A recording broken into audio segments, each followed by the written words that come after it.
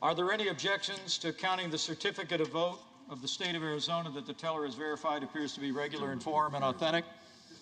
President, I, Paul Gosar from Arizona. For what purpose does the gentleman from Arizona rise? I rise up for myself and 60 of my colleagues to object to the counting of the electoral ballots from Arizona. Is the objection in writing and signed by a senator? Yes, it is. It is.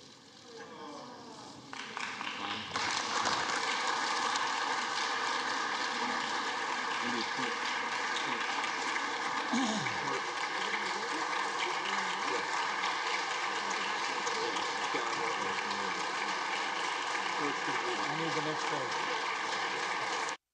They didn't do social distancing, they stayed.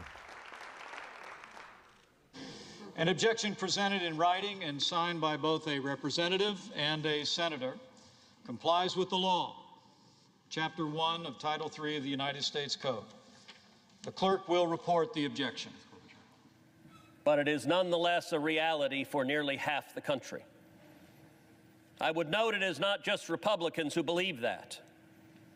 31% of independents agree with that statement. 17% of Democrats believe the election was rigged. Even if you do not share that conviction, it is the responsibility, I believe, of this office to acknowledge that is a profound threat to this country and to the legitimacy of any administrations that will come in the future. I want to take a moment to speak to my Democratic colleagues. I understand your guy is winning right now. If Democrats vote as a bloc, Joe Biden will almost certainly be certified as the next president of the United States. I want to speak to the Republicans who are considering voting against these objections. I understand your concerns, but I urge you to pause and think. What does it say to the nearly half the country that believes this election was rigged if we vote not even to consider the claims of illegality and fraud in this election? And I believe there's a better way. The leaders just spoke about setting aside the election. Let me be clear, I am not arguing for setting aside the result of this election. All of us are faced with two choices, both of which are lousy. One choice is vote against the objection. And tens of millions of Americans will see a vote against the objection as a statement that voter fraud doesn't matter, isn't real, and shouldn't be taken seriously. And a great many of us don't believe that. On the other hand, most, if not all of us, believe we should not set aside the results of an election just because our candidate may not have prevailed. And so I endeavored to look for door number 3, a third option, and for that I looked to history, to the precedent of the 1876 election, the Hayes-Tilden election, where this Congress appointed an electoral commission to examine claims of voter fraud. 5 House members, 5 senators, 5 Supreme Court justices examined the evidence and rendered a judgment. And what I would urge of this body is that we do the same. That we appoint an electoral commission to conduct a 10-day emergency audit, consider the evidence, and resolve the claims. For those on the Democratic aisle who say there is no evidence, they've been rejected, then you should rest in comfort. If that's the case, an electoral commission would reject those claims.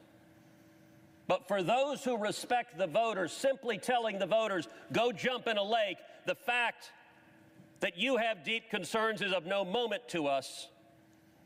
That jeopardizes, I believe, the legitimacy of this and subsequent elections. The Constitution gives to Congress the responsibility this day to count the votes. The framers knew what they were doing when they gave responsibilities to Congress. We have a responsibility, and I would urge that we follow the precedent of 1877. The Electoral Count Act explicitly allows objections such as this one for votes that were not regularly given. And let me be clear, this objection is for the state of Arizona, but it is broader than that. It is an objection for all 6 of the contested states to have a credible, objective, impartial body hear the evidence and make a conclusive determination. That would benefit both sides. That would improve legitimacy of this election. And so let me urge my colleagues, all of us take our responsibility seriously. I would urge my colleagues, don't take perhaps the easy path, but instead act together, astonish the viewers, and act in a bipartisan sense to say we will have a credible and fair tribunal, consider the claims, consider the facts, consider the evidence, and make a conclusive determination whether and to what extent this election complied with the Constitution and with federal law.